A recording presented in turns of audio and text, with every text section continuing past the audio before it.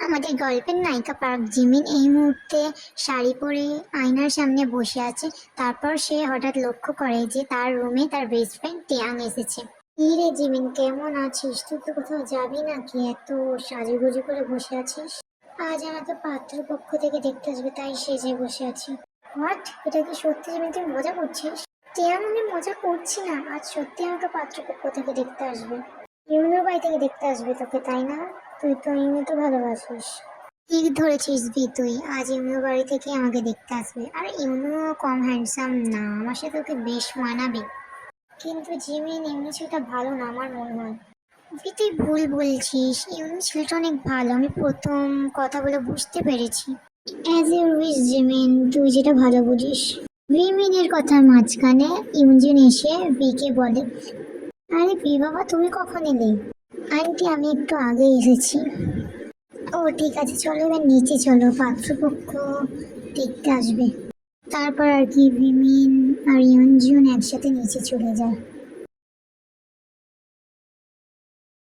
YONO, এই মেয়েটা কি তোমার সঙ্গে? এটা আমার নিউ গার্লফ্রেন্ড জিমিন। অ্যান্ড তুই এই বাড়ি থেকে বেরিয়ে যেতে পারিস, আমার তোকে নিয়ে আর কাজে লাগবে না কোনো। কি বলছো সব ইউনো? তোমার মাথা ঠিক আছে? তুমি জানো তো আমি 3 মান্থস প্রেগনেন্ট, তাহলে এরকম কেন করছো?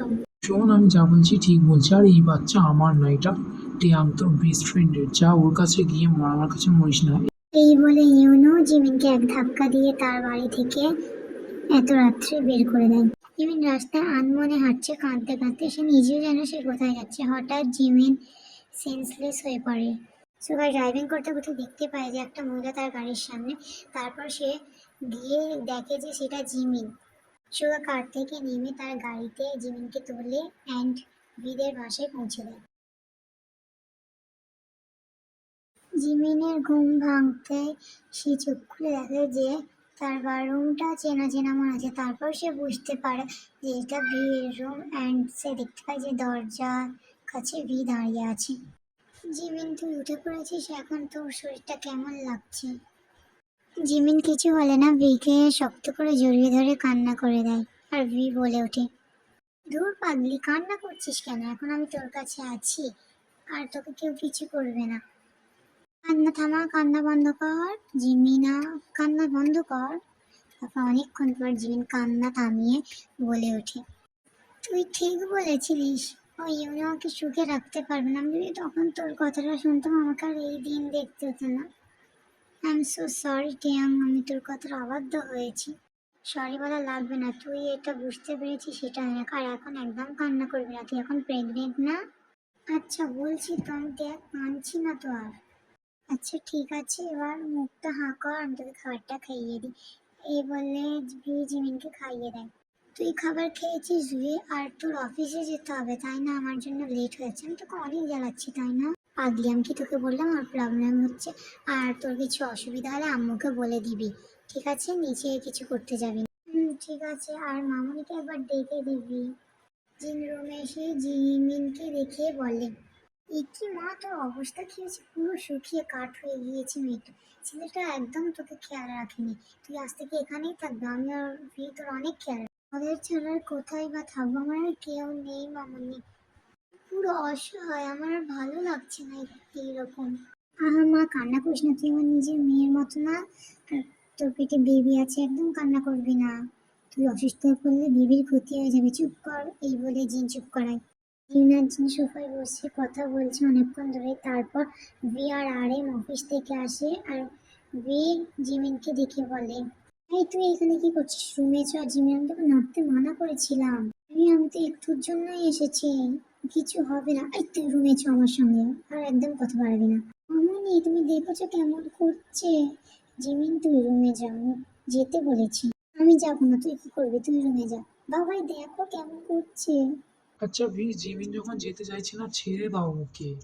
ভি আর কিছু বলে না, তার রুমে উপরে চলে যায়। জিমিন মা, তুমি কেমন আছো বলো? বাবা, আমি ভালো আছি, তোমাদের সাথে থেকে আমার আরো ভালো লাগছে।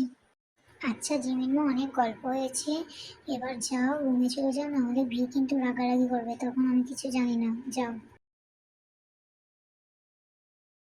ভি বুঝতে পারে যেটা জিমিনেরই হাত। জিমিন তার মাথায় হাত বুলিয়ে দিচ্ছে, তারপর শুধু আহা, কত শান্তি পাচ্ছে অনেকদিন পর। ভি এবার যা ওয়াশরুমে চলে যায়, এই বলে ভিও ওয়াশরুমে চলে যায় ফোনের কথা মতো। ভি এখানে আয় বস, আমি তোকে খাবারটা খাইয়ে দিচ্ছি। ভি আর কিছু বলবে না, সে জিমিনের হাতে খাবারটা খেতে থাকে।